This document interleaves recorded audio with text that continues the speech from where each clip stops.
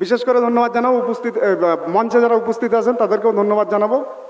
বিশেষ করে আজকের প্রোগ্রামে সফল করার জন্য প্রায় 1 মাস ধরে বিভিন্ন পঞ্চায়েতে নেতৃত্ব, বুথ নেতৃত্ব এবং ব্লক নেতৃত্বরা যারা বিভিন্নভাবে এই প্রোগ্রামকে সফল করার জন্য কষ্ট করেছেন তাদেরকেও ধন্যবাদ জানাবো।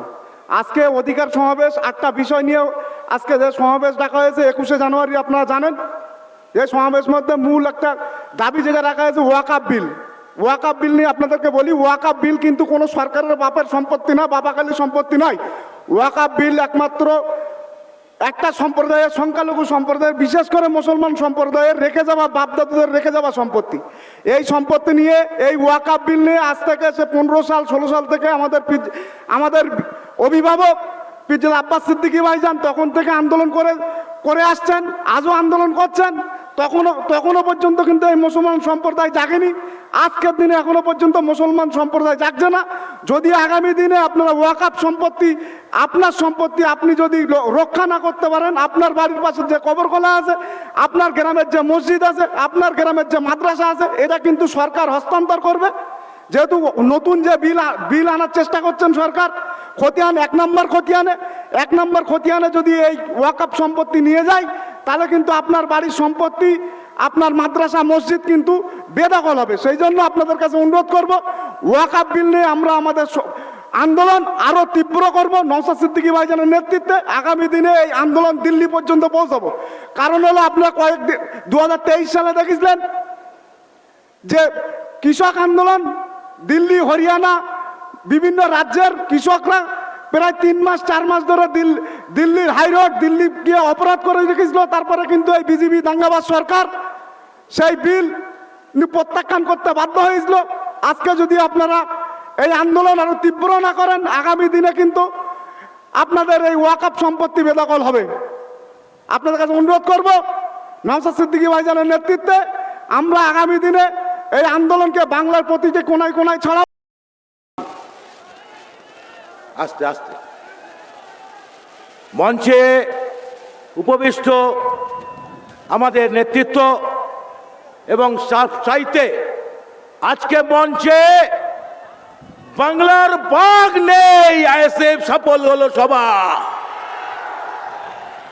আরে তুম দিদি গো, যত চেষ্টা করছো আমাদের আটকাতে, তুমি পারছো না আর পারবেও না। আইএসএফ একটা এমন পাখি যে টিপ টিপ টিপ টিপ করে আবার জ্বলে ওঠে। তারা যত মারবে তত আইএসএফ পারবে। আমরা অরাজনৈতিক ভাবে কিছু বিশ্বাস করি না। রাজনীতির মতন হবে, রাজনীতির লড়াই হবে, মতাদর্শগত সংগ্রাম। কিন্তু যারা এই অভয়াকাণ্ডকে সামনে নিয়ে হাজির হয়েছিলেন, যে এই তিলোত্তমার বিচারে কলকাতার রাজপথে ঝান্ডা ছাড়া মানুষের জনজোয়ার ঘটেছিল 14ই আগস্ট সারা পশ্চিমবঙ্গে। কিন্তু গতকাল আমরা লক্ষ্য করলাম যে অরাজনৈতিকভাবে লড়াইয়ে কখনো জয় ছিনিয়ে নিয়ে আসা যায় না। কারণ যখন একটা কেন্দ্রের সরকার আর রাজ্যের সরকার সেটিং এর রাজনীতি করে, তখন অভয়ার মা তিলোত্তমা বিচার পায় না। এটা প্রমাণিত সত্য। অনেকে আপনাদের মধ্যে ভাবাবেগ আছে যে সিবিআই হয়তো সবকিছু করে দেবে, কিন্তু বুঝবেন না যে আজকে খাদ্য, বস্ত্র, বাসস্থান 77 বছর পরেও 140 কোটি দেশের মানুষের সমস্যার সমাধান হয়নি। এটা হচ্ছে প্রিন্সিপাল ডিমান্ড। আজকে সেই হয়নি কেন? এই ব্যবস্থাটা শাসন করছে মুষ্টিমেয় 30% মানুষ, যারা আমাদের দেশের 70% সম্পদের অধিকারী হয়ে রয়েছে। তাদের দাসত্ব করছে ওই মোদি অমিত শাহ সরকার। আর মোদি অমিত শাহ সরকারকে সমস্ত রসদ যোগাচ্ছে মমতা ব্যানার্জি, এই তৃণমূল। আমরা 21 সালের নির্বাচনে পার্টি প্রতিষ্ঠার পর আমরা যারা ক্যান্ডিডেট ছিলাম, আমরা বলিষ্ঠভাবে বলেছিলাম এ রাজ্যে একটা বিজেমূল সরকার চলছে, কোনোদিন এখানে আপনারা যদি তৃণমূলকে না হাঁটাতে পারেন বিজেপি পরাস্ত হবে না। বিজেপিকে মূল শত্রু, সেই বিজেপিকে আড়াল করে রেখেছে এই তৃণমূল সরকার। তাই আজকে যাতে বিজেপি বিরোধী যে অধিকার সমাবেশ, কেন্দ্রের সমস্ত কালা কানুনের বিরুদ্ধে যে অধিকার সমাবেশ, সেই অধিকার সমাবেশকে টানা ছেটে দেওয়ার চেষ্টা করেছিলেন মমতা ব্যানার্জি।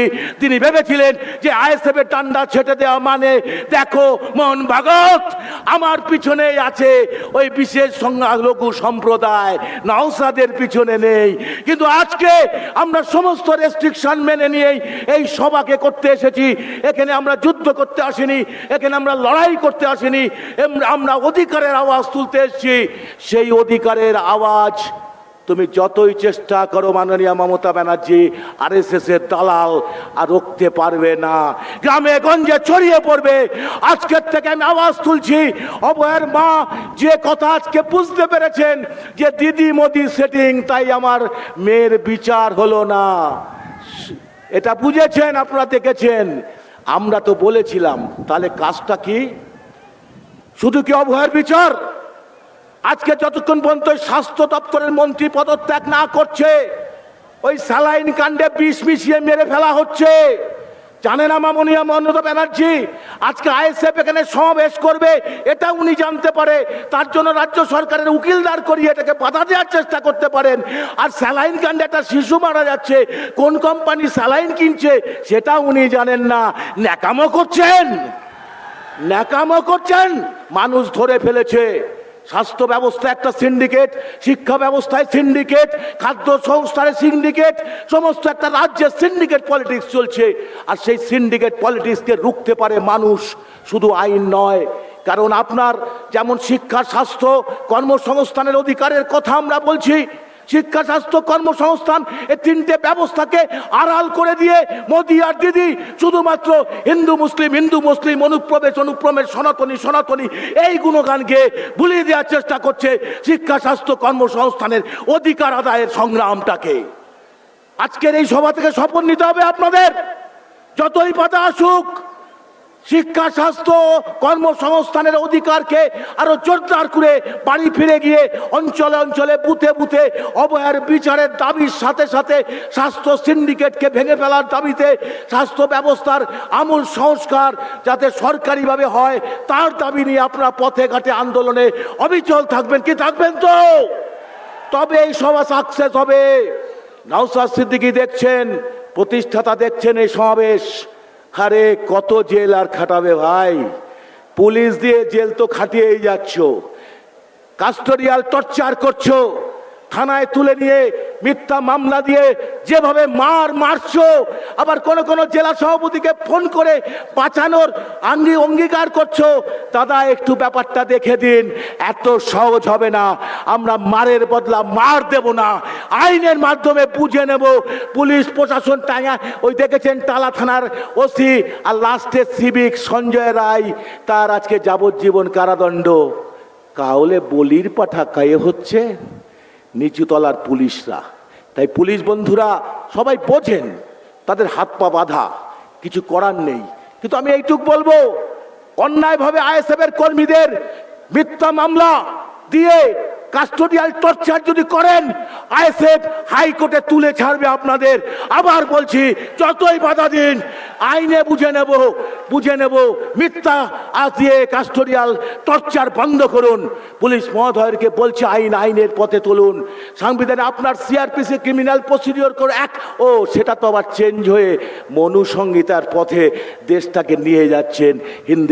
হিন্দুস্তান একটা মনু সংহিতা ব্রাহ্মণ্যবাদী ব্যবস্থা কায়েম করার দিকে এগোচ্ছেন। এটা ওটা চেঞ্জ হয়ে গেছে ন্যায় সংহিতা, আর সেটাকেই মদত দিচ্ছেন মমতা ব্যানার্জি।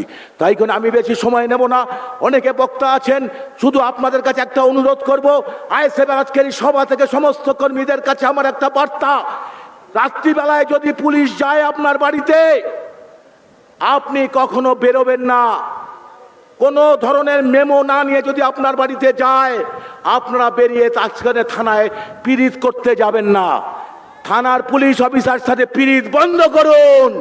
পুলিশ কখনো বন্ধু হয় না, শাসকের দ্বারা পরিচালিত হয়। সে কিন্তু শাসকেরই দাসত্ব করে। তার মধ্যে কিছু পুলিশ থাকে, তারা চেষ্টা করে কিন্তু পারে না। তাই বলে আপনাদের কাছে বলবো, উইদাউট ওয়ারেন্ট কখনো দেখা করতে যাবেন না থানায়। যদি আপনার উপর থানায় কোনো রকমের যদি থানায় বলে তুমি ভাই আসো, না দেখা করবেন না, বলবে আপনি কেন ডাকছেন আগে চিঠি দিয়ে জানান, শিখে নিন। তারপরে থানায় ধরে মিথ্যা মামলা দিয়ে কেস দিয়ে আপনাকে পুট আপ করে দেবে যখন, তখন বলবেন ভাইজান তাপস দা একটু দেখুন, আমাদের কিছু করা থাকে না, আইনে বুঝে নিই আমরা ঠিকই, কিন্তু এই সারেন্ডারটা করবেন না। প্রশ্ন করতে জানুন, সংবিধানটাকে জানুন, আইনটাকে জানুন। কারণ এই মুহূর্তে আজকে পশ্চিমবঙ্গের মাটিতে এমন একটা শক্তির উদয় হয়েছে, যেটা বিজেপি তৃণমূলের বিকল্প হিসাবে আইএসএফ একটা বিকল্প রাজনীতির সন্ধান দিচ্ছে পশ্চিমবঙ্গের মাটিতে। এতে ভয় পাচ্ছে বিজেপি, আরএসএস, কারণ এখানে যারা বসে আছে তারা প্রত্যেকে প্রান্তিক মানুষ। আমি এদের ধর্মের চোখে দেখি না, আর ওরা ধর্মের চোখে দেখে। এই ধর্মের বিভাজনের মধ্যে দিয়ে রাষ্ট্রটাকে হিন্দুস্তান বানানোর যে চক্রান্ত খেলায় নেমেছে একটা ব্রাহ্মণ্যবাদী শাসক 77 বছর ধরে, তারই রসদ যোগাচ্ছে মমতা ব্যানার্জি। তাই তৃণমূলকে পরাস্ত করার মধ্যে দিয়ে বিজেপিকে হাঁটাতে হবে। পশ্চিমবঙ্গে থেকে বিজেপির স্থান কেন্দ্র থেকে বিজেপিকে হাঁটাতে হবে। যদি বিজেপিকে আমরা হাঁটাতে না পারি আর তৃণমূলকে যদি পরাস্ত না করতে পারি, তাহলে অভয়ার মা কেঁদেই যাবে। আপনি ভোট দেবেন তৃণমূলকে, দিদিকে আর মোদিকে, আর অভয়া বিচার পাবে, কখনো বিচার পাবে না। ওই উত্তর দিনাজপুরে পুলিশদের গুলি চালিয়ে বেরিয়ে যাচ্ছে, ভাঙড়ে পুলিশকে মারছে তৃণমূলের লোকেরা। দেখছেন আপনারা ভাঙড়ে কারা মারছে, অত্যাচারী শাসককে মারছে এই পুলিশরা। আইএসএফ পুলিশদের গায়ে হাত তুলবে না। যদি পুলিশ কোনো অন্যায়কারী পুলিশ কোনো আচরণ করে, তাহলে আইনের দ্বারস্থ হবে, হব, আগামী দিনেও হব। ক্ষমতা থাকলে ঠেকিয়ে নেবেন, আইনের মাধ্যমে বুঝে নেব। যদি অন্যায় করেন, অন্যায়ের বিরুদ্ধে আইএসএফ লড়ছে, অধিকার আদায়ের দাবিতে আইএসএফ লড়ছে। যতক্ষণ পর্যন্ত আমাদের অধিকার আদায় হবে না, ততক্ষণ আমাদের লড়াই চলবে। অধিকার কে কাকে দেয়, অধিকার কে কাকে দেয় পৃথিবীর ইতিহাসে? কবে কোন অধিকার বিনা সংগ্রামে শুধু চেয়ে পাওয়া যায়? কখনোই নয়, কোনোদিনও নয়। অধিকার কেড়ে নিতে হয়, অধিকার ছিনে নিতে হয়, অধিকার রক্তে কিনে নিতে হয়। অধিকার কে কাকে দেয়? ইনকলাব জিন্দাবাদ, আইএসএফ জিন্দাবাদ, নওশাদ সিদ্দিকী জিন্দাবাদ। নমস্কার।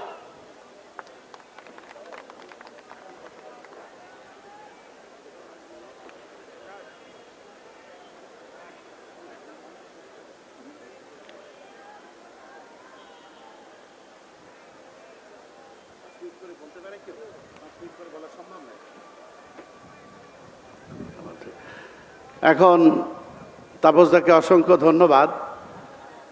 অধিকার সমাবেশ কিভাবে অধিকার আদায় করতে হয় তার খানিকটা রূপরেখা তাপসদা তার বক্তব্যের মধ্য দিয়ে মানুষের কাছে তুলে ধরেছেন। এখন বক্তব্য রাখবেন রাকেশ বেরা, আমাদের স্টুডেন্ট ফ্রন্টের রাজ্য সভাপতি রাকেশ বেরা। এরপরে মাহিউদ্দিন মাহি।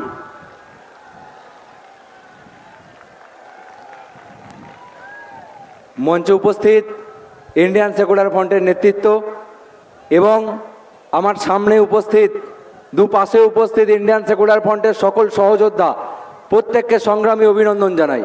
সংগ্রামী অভিনন্দন এই জন্যই জানাই যে গত কয়েকদিন থেকে এবং আজকে এই সমাবেশে আসার রাস্তায় আপনারা যেভাবে জায়গায় জায়গায় বাধা পেয়েছেন এবং কলকাতার রাস্তায় কলকাতা পুলিশ যেভাবে আপনাদেরকে মিসগাইড করেছে, তারপরেও যে আজকে আপনারা এখানে বিপুল সংখ্যায় জমায়েত করে আমাদের সমাবেশকে সফল করেছেন, তার জন্য আপনাদের প্রত্যেককে আমার পক্ষ থেকে সংগ্রামী অভিনন্দন জানাই।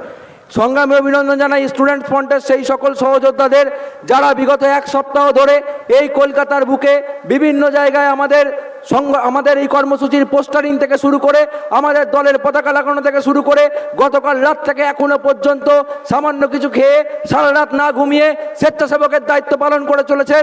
আমার সেই সকল কমরেডদের সহযোদ্ধাদের আমি সংগ্রামী অভিনন্দন জানাই, আন্তরিক ভালোবাসা জানাই। এটার हमको अच्छा लगा মমতা ব্যানার্জি যে কথা বলে ধর্মতলার মিটিংয়ে আমার রাজনৈতিক জীবন শুরু হয়েছিল, আজ সেই বাক্য দিয়ে আমি আমার বক্তব্য শুরু করতে চাই। আজকে শুধু নয়, গতকাল থেকে যেভাবে মমতা ব্যানার্জির দলদাস কলকাতা পুলিশ মাইক বাদতে বাধা দিয়েছে, পতাকা লাগাতে বাধা দিয়েছে, এখানে সমাবেশ করার ক্ষেত্রে বিভিন্ন রকম বাধা সৃষ্টি করেছে, তারপরেও সমস্ত বাধাকে উপেক্ষা করে আমরা সমাবেশ করছি। এর জন্য আরো একবার আপনাদেরকে সংগ্রামে অভিনন্দন জানাই। আজকের সমাবেশ অধিকার সমাবেশ। এই সমাবেশে আমি ছাত্র প্রতিনিধি হিসাবে আপনাদের সামনে এই রাজ্যের আমাদের ছাত্রদের যেভাবে শিক্ষার মৌলিক অধিকারকে হরণ করা হচ্ছে সেই বিষয়ে বক্তব্য রাখতে চাই। আপনারা জানেন যে গত কয়েকদিন আগে কেন্দ্র সরকারের একটি রিপোর্টে প্রকাশ হয়েছে যে পশ্চিমবঙ্গ সারা দেশের মধ্যে প্রথম হয়েছে। আমি তো অবাক হয়ে গেলাম, পশ্চিমবঙ্গের মুখ্যমন্ত্রী মমতা ব্যানার্জির আমলে পশ্চিমবঙ্গ কিসে প্রথম হতে পারে? তারপর ডিটেলে গিয়ে দেখলাম রাজ্যে সবচেয়ে বেশি, সারা দেশের মধ্যে সবচেয়ে বেশি স্কুল, পড়ুয়াহীন স্কুল যদি থেকে থাকে সেটা হচ্ছে পশ্চিমবঙ্গ। যে স্কুলে, যে রাজ্যে কোনো স্কুলে প্রায় 3254টি স্কুলে কোনো ছাত্রছাত্রী নেই। আপনারা কল্পনা করুন যে এই রাজ্যের বুকে 6366টা স্কুলে মাত্র একজন করে শিক্ষক, আর কোনো শিক্ষক নেই। এই রাজ্যের শিক্ষার পরিকাঠামোকে, শিক্ষার মৌলিক অধিকারকে এই সরকার, রাজ্য সরকার এবং কেন্দ্রের সরকার দিন দিন হরণ করছে এবং আমাদের ছাত্রদের অধিকারকে লুণ্ঠন করছে। একই সঙ্গে কলেজ ক্যাম্পাসগুলোতে, ইউনিভার্সিটি ক্যাম্পাসগুলোতে মমতা ব্যানার্জি আসার পর থেকে কোনো ভোট হয়নি, কোনো নির্বাচন হয়নি, ছাত্র সংসদ নির্বাচন হয়নি। আমরা স্টুডেন্টস ফ্রন্ট আজকে এই অধিকার সমাবেশের মঞ্চ থেকে প্রত্যেকটা কলেজ ইউনিটে, প্রত্যেকটা ইউনিভার্সিটিতে অবিলম্বে ছাত্র সংসদ নির্বাচনের দাবি যেমন জানাচ্ছি, একই রকমভাবে সরকারি শিক্ষা ব্যবস্থার মান উন্নয়ন, মাদ্রাসা শিক্ষা ব্যবস্থার মান উন্নয়ন করতে হবে, এই দাবিও জানাচ্ছি। আসলে এই সরকারের পরিকল্পনা গরিব খেটে খাওয়া শ্রমজীবী মানুষের ঘরের ছেলেমেয়েরা তারা সরকারি স্কুলে পড়ে, যারা মধ্যবিত্ত, যারা বড় লোক, তাদের বাড়ির ছেলেমেয়েরা বেসরকারি স্কুলে পড়ে।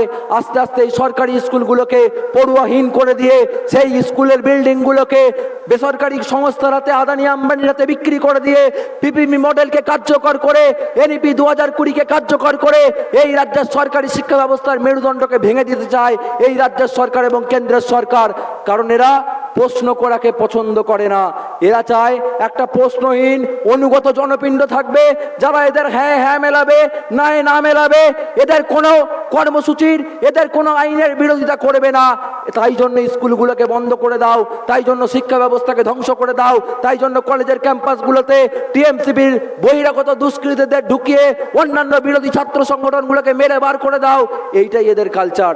আর আপনারা জানেন তিলোত্তমা, আমার বোন, আমার দিদি তিলোত্তমাকে যেভাবে আরজিকর মেডিকেল কলেজে ধর্ষণ করে খুন করা হয়েছে, তারপরে আমরা স্টুডেন্টস ফ্রন্ট সর্বপ্রথম যখন স্বাস্থ্য ভবন অভিযান করতে গিয়েছিলাম 9 তারিখ ঘটনার পরে 12 তারিখ আমরা অবাক হয়ে দেখেছিলাম বিধাননগর সিপির নেতৃত্বে আমাদেরকে সেক্টর 5 মেট্রো স্টেশনের টিকিট কাউন্টার থেকে গ্রেপ্তার করা হয়েছিল।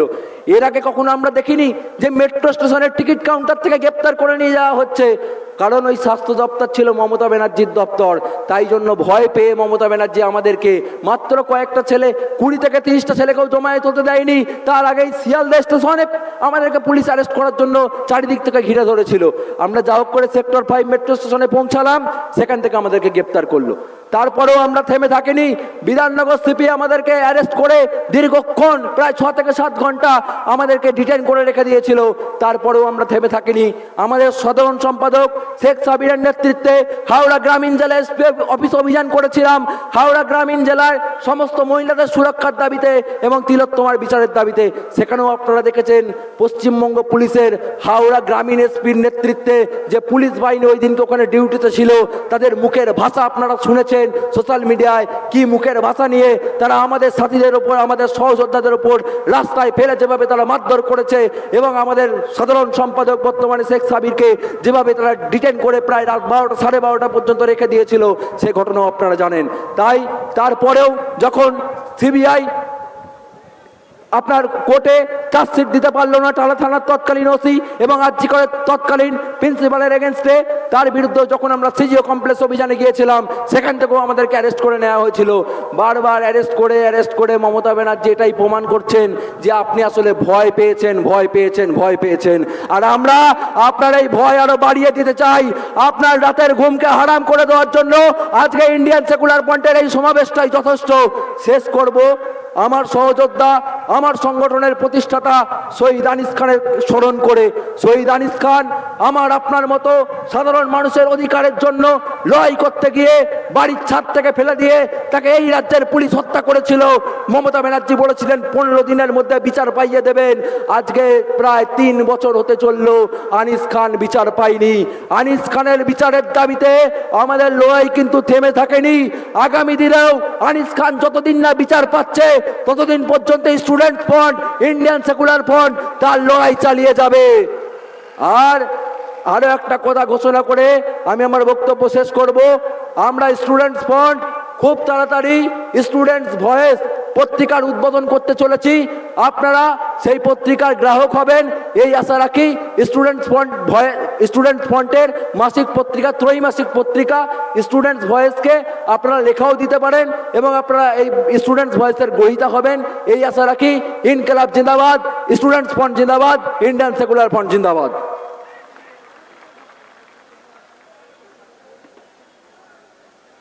রাকেশের এই এবং মঞ্চে উপবিষ্ট রাজ্য কমিটির এবং সর্বোপরি জেলা নেতৃত্ব এবং আমাদের সম্মুখে উপস্থিত সর্বস্তরের নেতা কর্মী সমর্থক যারা এই সভায়, এই অধিকার সভায় সমবেত হয়েছেন, তাদেরকে আমার তরফ থেকে সংগ্রামী অভিনন্দন।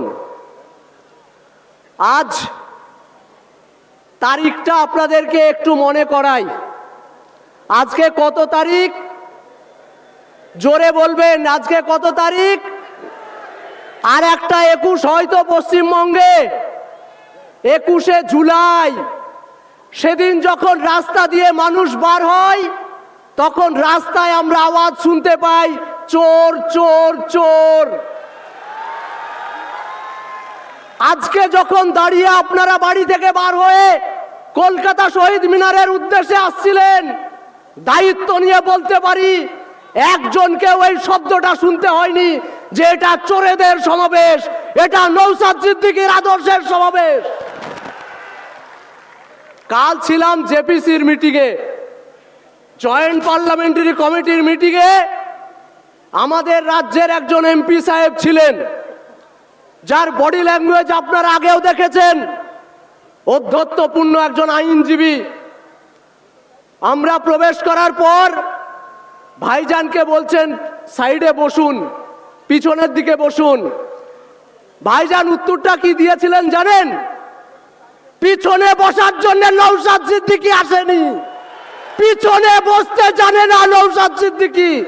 নওশাদ সিদ্দিকী যদি মনে করে আজকে পশ্চিমবঙ্গের সংখ্যালঘু অনেক মন্ত্রী এবং এমএলএ কে পায়ের তলায় বসিয়ে রেখে দিতে পারে, কিন্তু শুধুমাত্র মানুষের অধিকারের কথা বলার জন্য আজকে এই সভায় সভা মঞ্চে পর্যন্ত আসতে দেওয়ার জন্য প্রতিবন্ধকতা তৈরি করছেন। মানুষের অধিকারের কথা বলছেন নওশাদ সিদ্দিকী, গায়ে জ্বালা হচ্ছে শাসকের। নওশাদ সিদ্দিকী, আমি কালকে বলছিলাম যে একটা 31 বছরের ফুটফুটে যুবক সারা পশ্চিমবঙ্গের রাজ্য রাজনীতিকে হিলিয়ে রেখে দিয়েছে রাজ্য রাজনীতিকে।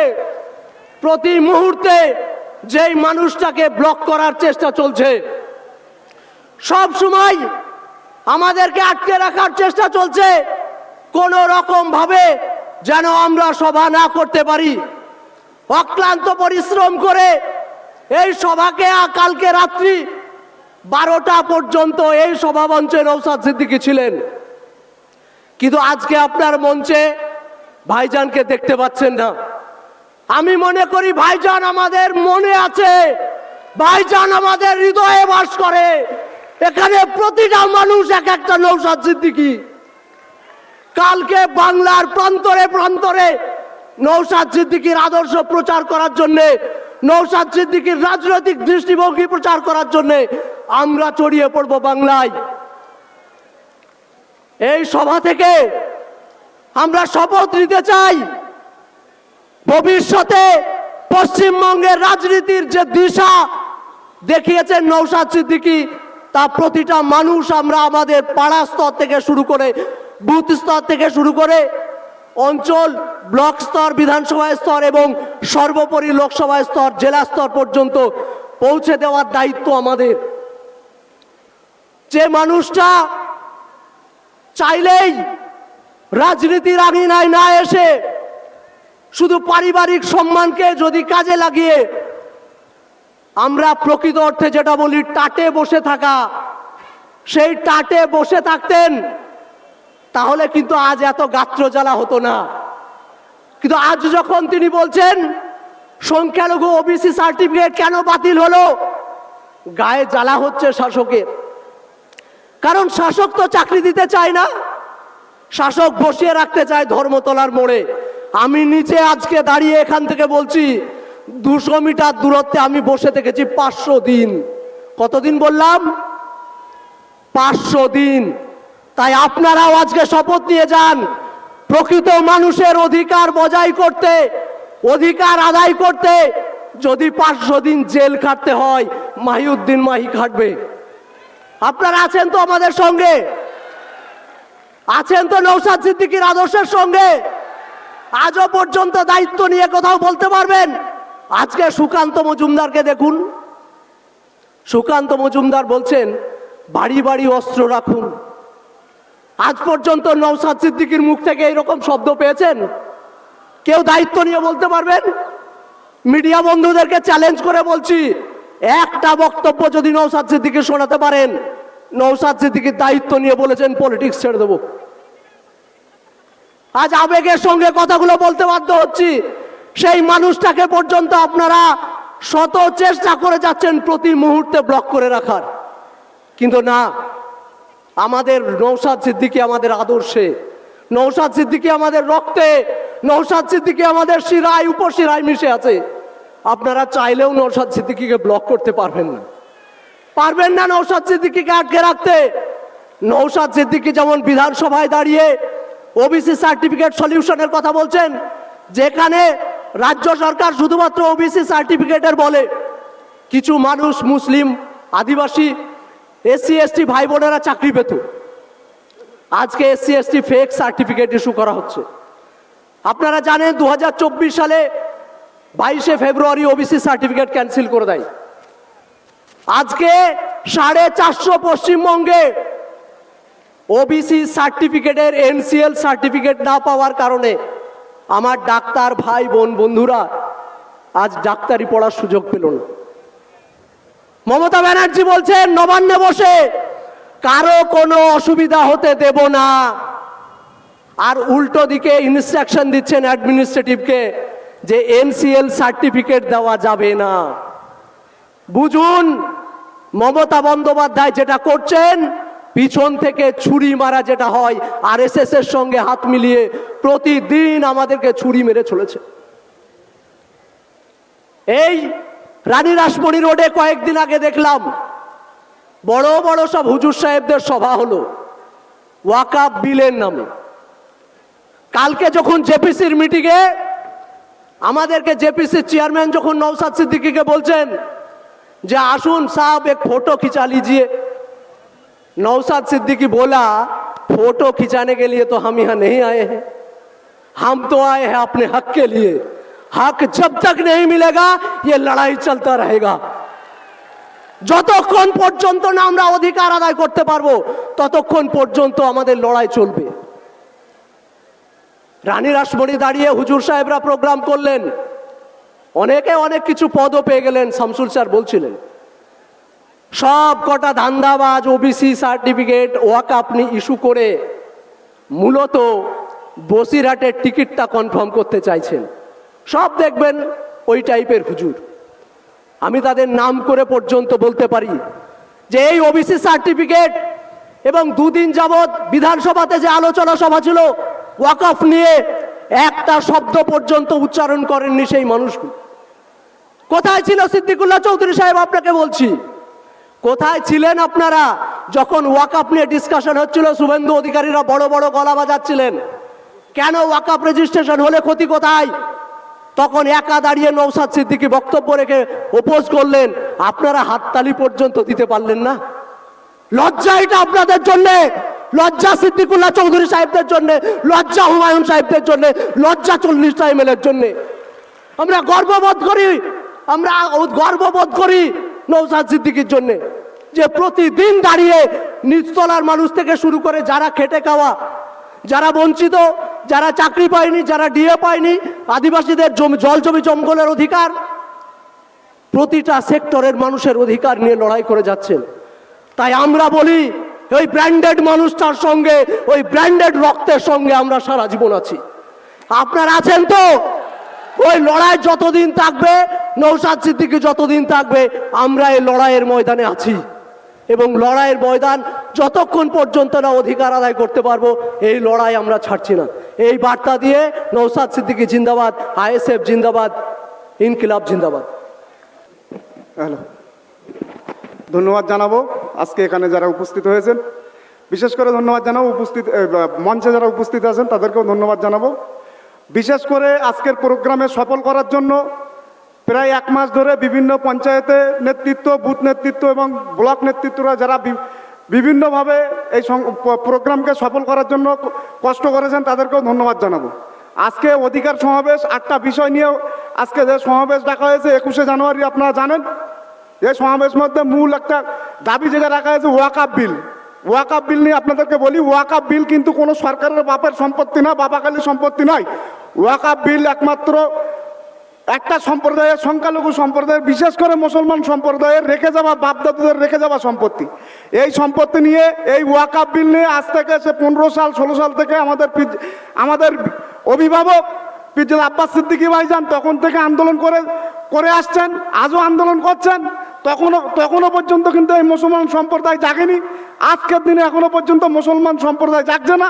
যদি আগামী দিনে আপনারা ওয়াকআপ সম্পত্তি, আপনার সম্পত্তি আপনি যদি রক্ষা না করতে পারেন, আপনার বাড়ির পাশে যে কবরখোলা আছে, আপনার গ্রামের যে মসজিদ আছে, আপনার গ্রামের যে মাদ্রাসা আছে, এটা কিন্তু সরকার হস্তান্তর করবে। যেহেতু নতুন যে বিল আনার চেষ্টা করছেন সরকার, খতিয়ান 1 নম্বর খতিয়ানে যদি এই ওয়াকআপ সম্পত্তি নিয়ে যায়, তাহলে কিন্তু আপনার বাড়ির সম্পত্তি, আপনার মাদ্রাসা মসজিদ কিন্তু বেদখল হবে। সেই জন্য আপনাদের কাছে অনুরোধ করব, ওয়াকআপ বিল নিয়ে আমরা আমাদের আন্দোলন আরো তীব্র করব। নওশাদ সিদ্দিকী ভাইজানের নেতৃত্বে আগামী দিনে এই আন্দোলন দিল্লি পর্যন্ত পৌঁছাবো। কারণ হলো, আপনারা 2023 সালে দেখেছিলেন যে কৃষক আন্দোলন, দিল্লি, হরিয়ানা, বিভিন্ন রাজ্যের কৃষকরা প্রায় 3 মাস 4 মাস ধরে দিল্লির হাইরোড, দিল্লি গিয়ে অপরাধ করে রেখেছিল। তারপরে কিন্তু এই বিজেপি দাঙ্গাবাজ সরকার সেই বিল প্রত্যাখ্যান করতে বাধ্য হয়েছিল। আজকে যদি আপনারা এই আন্দোলন আরো তীব্র না করেন, আগামী দিনে কিন্তু আপনাদের এই ওয়াকআপ সম্পত্তি বেদখল হবে। আপনাদের কাছে অনুরোধ করব, নওশাদ সিদ্দিকী ভাইজানের নেতৃত্বে আমরা আগামী দিনে এই আন্দোলনকে বাংলার প্রতিটি কোনায় কোনায় ছড়াবো। এবং নওশাদ ভাইয়ের নেতৃত্বে, নওশাদ ভাইজান যদি আমাদেরকে হুকুম করেন, আমরা দিল্লি পর্যন্ত যেতে রাজি আছি। এই বলে আমার বক্তব্য শেষ করছি। ইন্ডিয়ান সেকুলার ফ্রন্ট জিন্দাবাদ, নওশাদ সিদ্দিকী ভাইজান জিন্দাবাদ, আমাদের পৃষ্ঠপোষক আব্বাস সিদ্দিকী ভাইজান জিন্দাবাদ, ভারতবর্ষ জিন্দাবাদ। বলে করেছে হাইকোর্ট, সেই সংরক্ষণ বাতিল করে দিয়েছে। সুপ্রিম কোর্টে মামলা চলছে, রাজ্যে নিয়োগ হচ্ছে না। সেই সংরক্ষণকে পুনর্বহাল করার জন্য আমার অনগ্রসর ভাই বোনেরা, আমার সংখ্যালঘু ভাই বোনেরা আগামী দিনে লেখাপড়া করছে, সরকারি চাকরি করতে চায়, স্বপ্ন দেখছে স্কুল মাস্টার হবে, হাসপাতালে যাবে, ডক্টর হবে, নার্স হবে। সেই সংরক্ষণ পুনর্বহালের জন্য ইন্ডিয়ান সেকুলার ফ্রন্ট লড়াই করবে। আপনারা সাথে আছেন কি নেই জানান। ওবিসি সংরক্ষণ পুনর্বহাল করতে হবে পশ্চিমবঙ্গে, এই দাবির জন্য আপনারা লড়তে প্রস্তুত কিনা? আমরা এই দাবি জানাচ্ছি যে পশ্চিমবঙ্গে জাতিভিত্তিক জনগণনা করতে হবে আগামী জনগণনার সাথে। এবং আরো এই সমস্ত যে আমাদের অনগ্রসর দলিত, আদিবাসী সংখ্যালঘু আমাদের যে ভাই বোনেরা আছে পশ্চিমবঙ্গে, তার জন্য সামাজিক ন্যায় প্রতিষ্ঠা করার জন্য আইএসএফ আগামী দিনে এগিয়ে যাবে এবং আমরা এই আইএসএফ এর ঝান্ডা নিয়ে আগামী দিনে সামাজিক ন্যায়ের লড়াইকে পশ্চিমবঙ্গে আরো তীব্র গতিতে এগিয়ে নিয়ে যাব। এই কথা বলে আপনাদের সকলকে শুভেচ্ছা জানিয়ে, অভিনন্দন জানিয়ে, জয় ভীম, জয় হিন্দ, আইএসএফ জিন্দাবাদ, ইনকলাব জিন্দাবাদ। ধন্যবাদ।